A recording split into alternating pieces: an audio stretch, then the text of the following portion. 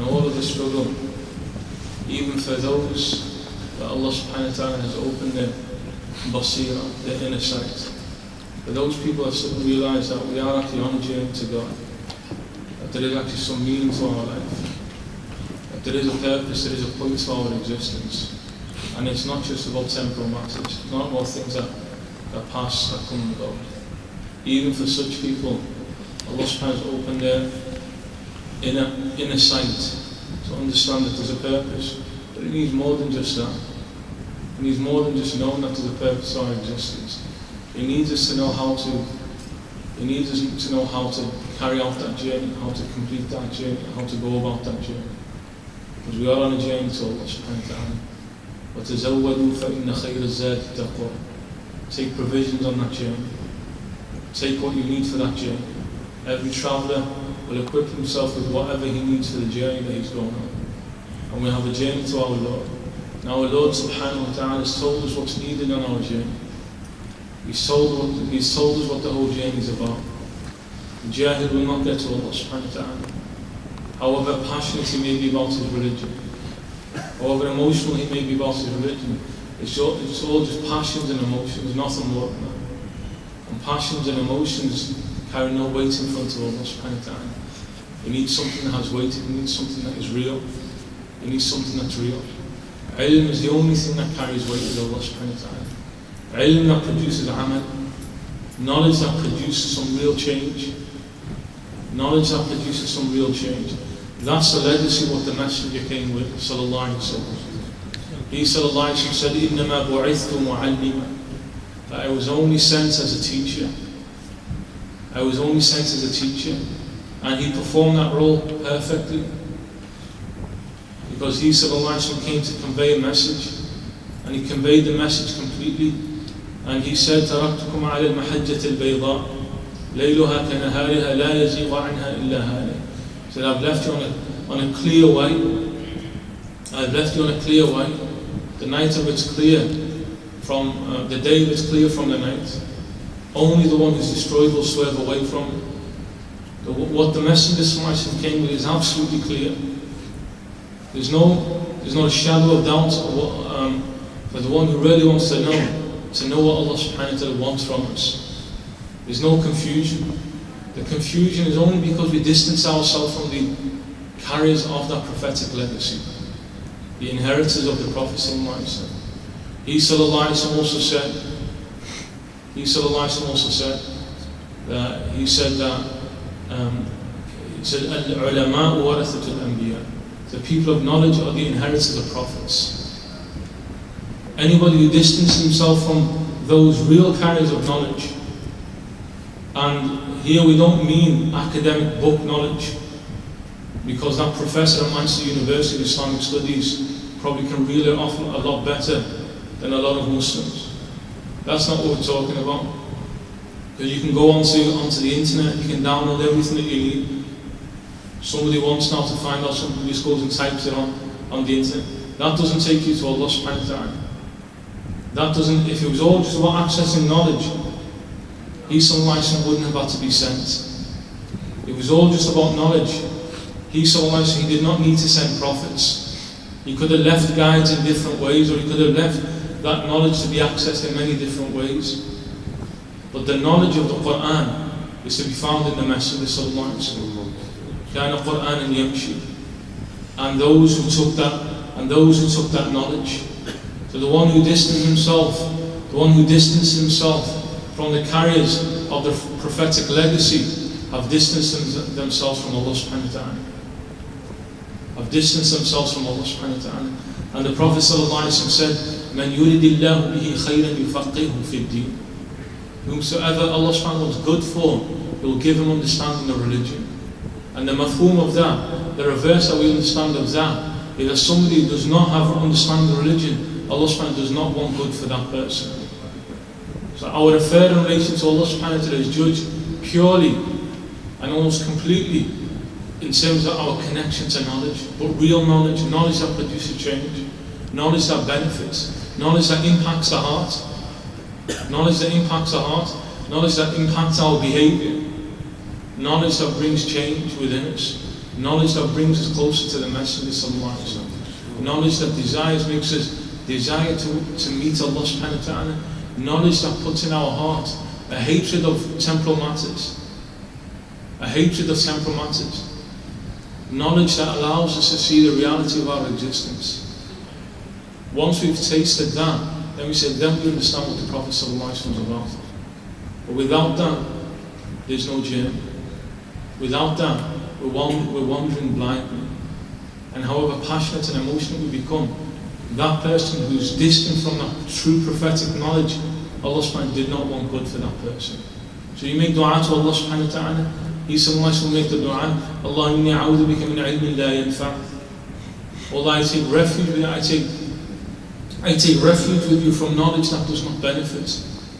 But the affair is about knowledge that draws you near to Allah subhanahu wa ta'ala. Allah subhanahu wa ta'ala mentions that in His book. يَرْفَعِ اللَّهُ الَّذِينَ آمَنُوا مِنْكُمْ وَالَّذِينَ أُوتُوا الْعِلْمَ دَرَجَاتٍ. Allah subhanahu wa ta'ala raises those amongst you who believe and those who have been given knowledge degrees. The rank of the believer who has knowledge, and again always to emphasize, we're not talking about academic book knowledge, we're not talking about that, we're talking about life-changing knowledge, we're talking about knowledge that changes, because there's a lot of people who carry knowledge, but Allah subhanahu wa ta'ala describes in the Quran, كَالْحِمَارِ يَحْمِلُ أَسْفَارًا. They're like donkeys who carry books. And the donkey was created to carry books, but the ulama were not created to carry books. They were created to become the books. They were created to become the one that, when a person wants to look at him, they'll say that's a man of Allah subhanahu wa ta'ala. They're impacted by their states before their words. They're impacted by the way they are before them having to say anything. There are people who can change you just by you being in their presence. So they're the ones who become the book.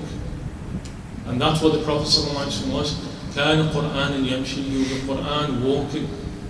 Anything that you want. And that's why the error now, the common people who think that they're guided, they say that we go to the Qur'an to understand this religion. Say, the Messenger was sent to show you the Qur'an.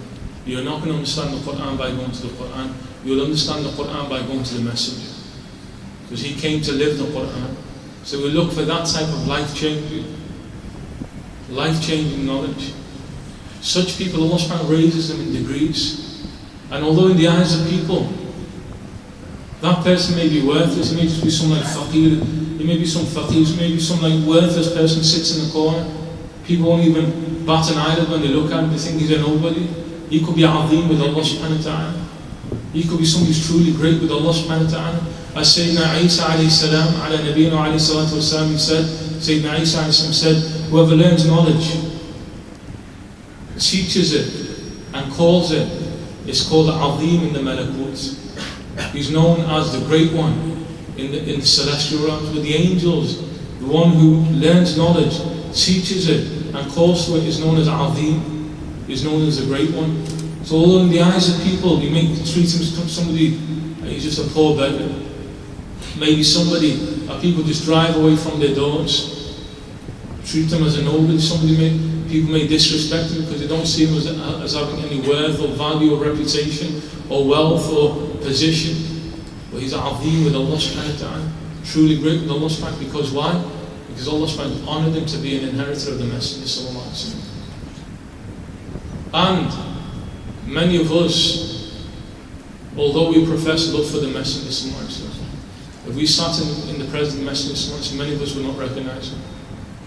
Many of us would not recognize him. Because he chose to live the life of a poor person. He chose to live the life of a poor person. The houses that we live in, the mosques that we go to, the type of lifestyle we have, completely alien to the Messenger sallallahu alaihi wasallam. Something you would never have recognized.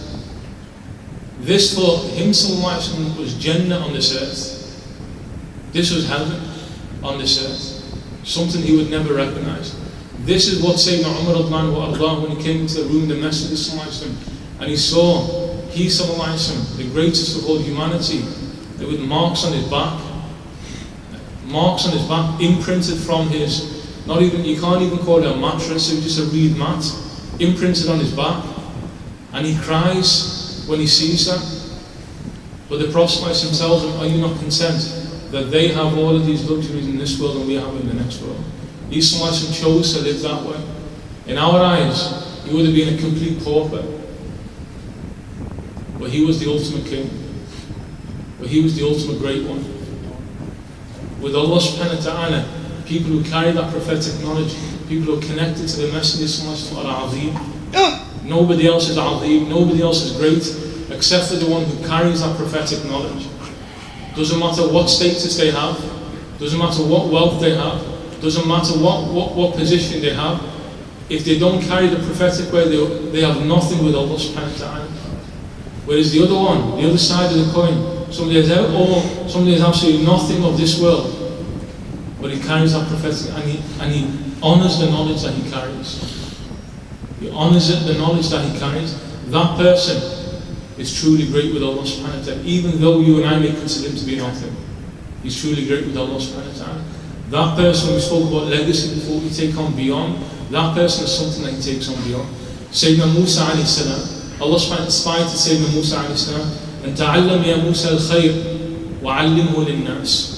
فإني منور للمعلم الخير ومتعلمه قبورهم حتى لا يستوحشوا بمكانه.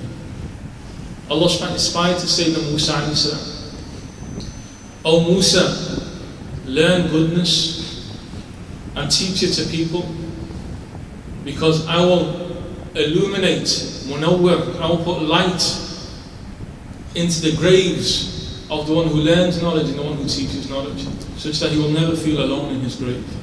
Such that he will never feel alone in his grave. That's somebody's azim with Allah subhanahu wa ta'ala. Somebody that the knowledge, the blessings, the knowledge that he carries, even in the grave is illuminated, it's not dark, it's not a place of discomfort. It's not like a dungeon, it's not like a cell, which will be for many people. A cell that closing on you, it's not going to be any of that. There's not going to be any difficulty there, because the knowledge that you carry will illuminate you in that grave. So become people who are connected to knowledge, a real prophetic knowledge that changes states, knowledge that changes behaviors. We don't want fuqaha, people of fiqh. We don't want people who just know law. We don't want people who just know theology. As Imam al-Ghazali rahimahullah says, that these terminologies came later on. The fuqaha, the jur, or the people of fiqh, originally understood to be people who understood religion in the broader sense, not just one particular science. So we want to take on knowledge that impacts upon our states, and that's what we need to look for. Look for those people, make dua to Allah subhanahu wa ta'ala to take us to those people that will show us the way to Him subhanahu wa ta'ala. Look for those people that will show us the way to Allah subhanahu wa ta'ala, because we all need a guiding hand. And in every area of our life, we always need a guiding hand. Otherwise, the journey is a very confusing journey. There are many hurdles on the way. There are many barriers to Allah subhanahu wa ta'ala that He's placed there, but they're all surmountable. They can all be crossed as long as somebody is sincere. So always make dua to Allah subhanahu wa ta'ala that He takes us to people that will take Him to Him subhanahu wa ta'ala. Because the affair is all about knowledge. Without knowledge, we're all blind. Without knowledge, we're all in darkness. Whatever our state, it doesn't matter the fact that you may wear a hat, you may wear the nicest clothes, you may wear a sibha around your neck, you may wear a tasbih around your neck. It doesn't mean anything with Allah subhanahu wa ta'ala. These are all madahir, these are all appearances. They don't mean anything with Allah subhanahu wa ta'ala. What matters with Allah subhanahu wa ta'ala is that you take on board what the Messenger came and live by it, and that's your legacy that you'll take on. That's what will last with Allah subhanahu wa ta'ala. Your dhikr, your Quran, your salah, so that's all that matters. But in order to connect to that, you must have a connection to knowledge. You must have a connection to bearers of knowledge.